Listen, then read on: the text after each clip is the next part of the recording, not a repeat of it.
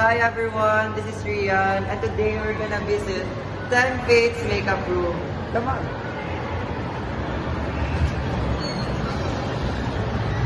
Oh look, everyone, it's scary. Oh, Jonathan, what can you say about your makeup? It's nothing. Oh, that's Jay. So, Okay, let's go for some on. odd reason, they said the eye bugs here looks exactly with the makeup. Oh, that's so fun. Okay, now let's go to the let's go to the stage.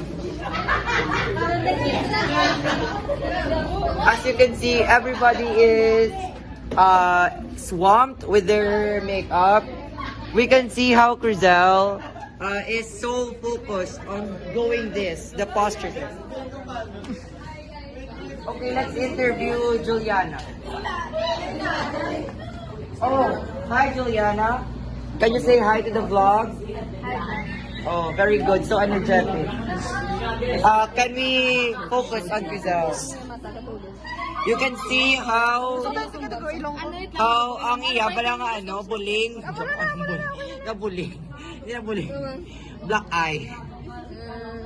Nabikid lang, naman.